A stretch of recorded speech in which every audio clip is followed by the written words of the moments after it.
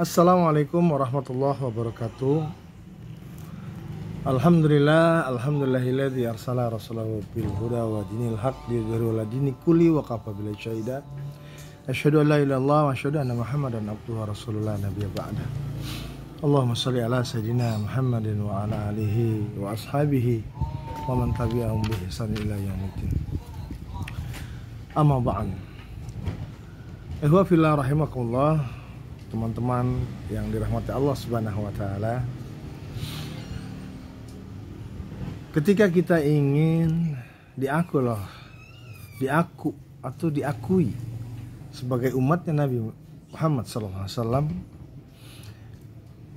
terlintas dalam pikiran kita harus mengikuti sunnah Rasulullah SAW. Yang namanya pengikut atau ingin diakui sebagai pengikut, otomatis pengikut ini akan mencontoh perilaku-perilaku yang diikutinya.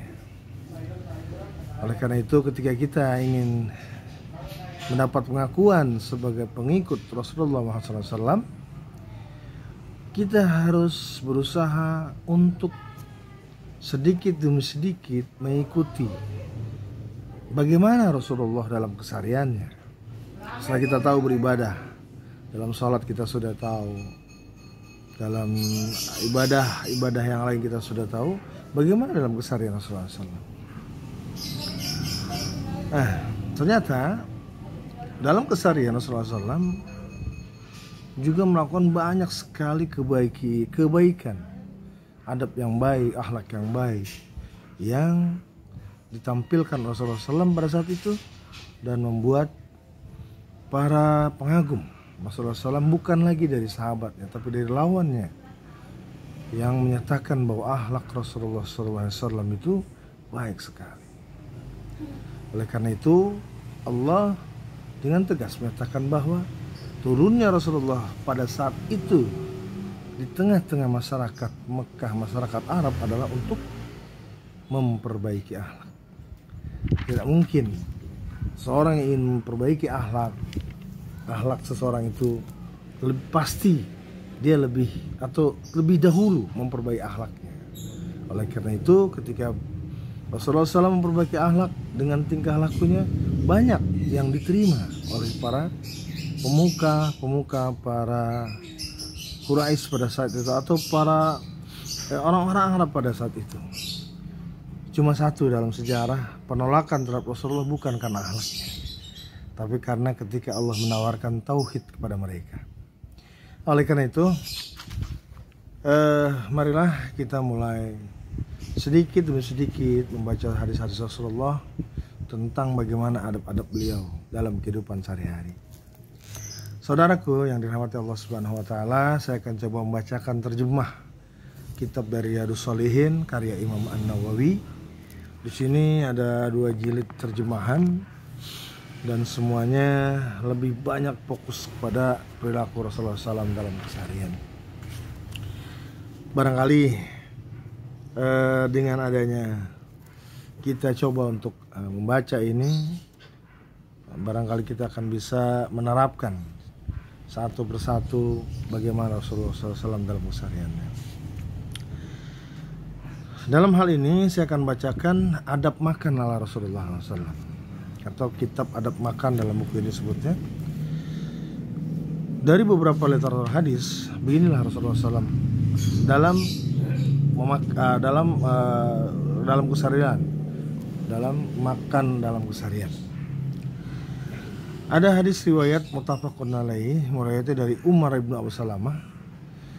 A'udzubillahi minasyaitonir rajim. Bismillahirrahmanirrahim. An Umar ibn Abi Salamah radhiyallahu anhu qala li Rasulullah sallallahu alaihi wasallam, samiyallahu wa kul biyaminika wa kul mimma yalika.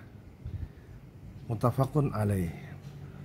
Umar ibn Abu Salamah radhiyallahu an berkata, Rasulullah sallallahu alaihi wasallam pernah bersabda kepadaku, bacalah basmalah, samillah, wa kul bimayinika, makanlah dengan tangan kananmu, wa kul mimma yalika, dan makanlah makanan yang terdekat darimu. Saudaraku yang dirahmati Allah Subhanahu wa taala, ini awalan dari sebuah prosesi makan yang keseharian dilakukan oleh Rasulullah SAW. Pertama, dibaca dengan basmalah. Kedua, Rasulullah memakan dengan tangan kanannya. Dan ketiga, Rasulullah selalu memakan yang terdekat darinya. Sungguh adab yang luar biasa. Di sini digambarkan bagaimana Rasulullah dalam memulai sebuah pekerjaan, dalam hal ini makan, dia bergantung pada Allah Subhanahu wa taala. Dia bergantung pada Allah Subhanahu wa taala dan agar diberikan kebaikan-kebaikan dalam makan ini. Yang kedua, dia melakukan hal dengan makan tangan kanan. Yang ketiga, bagaimana Rasulullah memberikan atau pelajaran. Ada pelajaran yang Rasulullah berikan kepada kita, yaitu pelajaran qanaah. Bagaimana orang-orang Arab dahulu itu makannya itu bareng-bareng sampai sekarang. Bahkan orang-orang Sunda biasanya pakai ngeliwet. Nah, itu juga bareng-bareng. Ya. Nah, ada satu riwayat lagi menyatakan seperti ini. A'udzubillahi minasyaitonirrajim. Bismillahirrahmanirrahim. An Umar ibn Abi Salamah radhiyallahu anhu qala kuntu ghulaman fi hijri Rasulullah sallallahu alaihi wasallam wa kanat yadi tatisu fi sakhfah. Faqala li Rasulullah sallallahu alaihi wasallam ya ghulam samillah wa kul biyamidika wa kul mimma la yalika. Seperti yang di awal ya. Cuma di sini ada kejadian di mana kata Ummu Salamah berkata, ketika aku masih kecil di bawah asuhan Rasulullah SAW, tanganku mengulur wadah ke makanan. Tangan Abu Salamah mengudur tangannya mengulur ke wadah makanan. Dan Rasulullah SAW bersabda kepadanya, hai anak kecil, bacalah basmalah, Bismillahirrahmanirrahim, makanlah dengan tangan kanan dan makanlah makanan yang dekat. Ini dikatakan tadi bahwa orang-orang Arab itu lebih suka makan bersama. Ada hadis Rasulullah SAW yang mengatakan seperti itu. A'udzubillahi minasyaitonirrajim. An Abi Hurairah radhiyallahu anhu qala Rasulullah sallallahu alaihi wasallam ta'amun isnaini wa kafil thalathati wa ta'amun salasati kafil arba'ah. Ya. Hadis muttafaqun alaih. Dari Abu Hurairah radhiyallahu an berkata pada Rasulullah SAW bahwa Rasulullah pernah bersabda, maksudnya makanan 2 orang cukup untuk 3 orang dan makanan 3 orang cukup untuk 4 orang.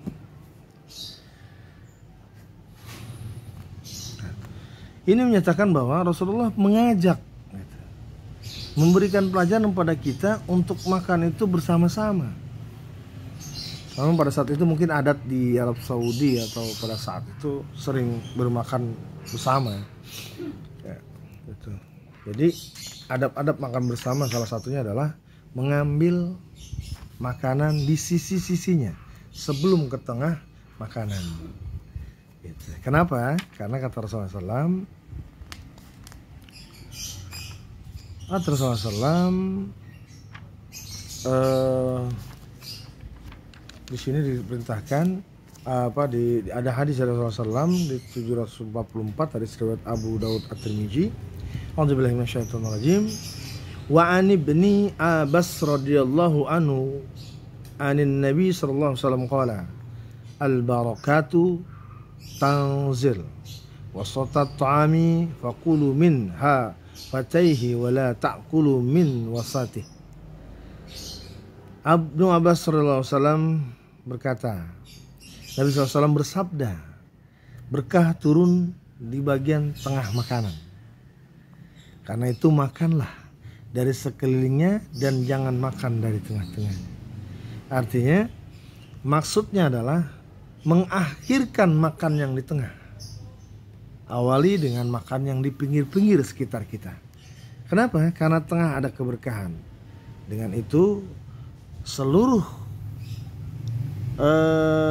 yang melaksanakan makan pada saat itu mendapat keberkahan dengan keberkahan di sisi Allah Subhanahu wa taala. Masya Allah. Dari Abdullah bin Busrah radhiyallahu berkata, dari Abdullah bin Busrah radhiyallahu an berkata, dahulu Nabi SAW mempunyai sebuah wadah yang disebut ghara, yang dibawa oleh 4 orang laki-laki. Ketika para sahabat selesai salat duha, wadah yang telah penuh dengan makanan itu diantarkan kepada mereka. Kemudian mereka mengerumuninya. Ketika mereka sudah berkumpul, Rasulullah SAW duduk bersama mereka. Seorang badui bertanya, perkumpulan apa ini ya Rasulullah? Rasulullah SAW bersabda, sungguh Allah telah menjadikanku hamba yang pemurah dan tidak menjadikanku hamba yang sombong dan sewenang-wenang. Kemudian beliau bersabda lagi, makanlah dari sekelilingnya, biarkan tengahnya, niscaya akan diberkahi. Jadi di sini ada adab makan yang enggak rakus ya, main ambil aja gitu. Jadi di sini kita belajar qanaah. Rasulullah memberikan pelajaran qanaah di sini, menerima apa yang dihidangkan, menerima apa rezeki yang Allah berikan. Gitu. Kalau diterapkan dalam kehidupan sehari-hari ini luar biasa. Di situ akan kita mempunyai sifat yang menerima dari apa yang Allah berikan kepada kita, dan kita tidak akan pernah iri dengki terhadap apa yang diberikan kepada saudara kita yang lain, kepada tetangga kita atau sekitar kita. Nah, dengan pelajaran seperti ini ada akhlak yang luar biasa. Nah, kita mungkin bisa pasrah kepada Allah ketika rezeki kita sedikit. Ya Allah, terima kasih, jazakallahu khair, alhamdulillahirabbil alamin, alhamdulillah hamdan katsiran thayyiban mubarakan fi, dan sebagainya. Gitu. Tidak mengeluh dengan keadaan yang terjadi, menerima apa adanya. Masya Allah. Baik, itu aja mungkin yang bisa saya sampaikan pada hari ini. Besok kita sambung lagi. Mudah-mudahan menjadi kebaikan buat kita semua, dan tiba ini mengikuti pada sunnah Rasulullah SAW bagian dari pengakuan kita terhadap pada Rasulullah SAW, bahwa dia adalah contoh saudara kita, dan mudah-mudahan menjadi syafaat di yaumil akhir nanti insyaallah. Amin ya rabbal alamin. Yang benar datang dari Allah, yang salah datang dari saya pribadi. Wassalamualaikum warahmatullahi wabarakatuh.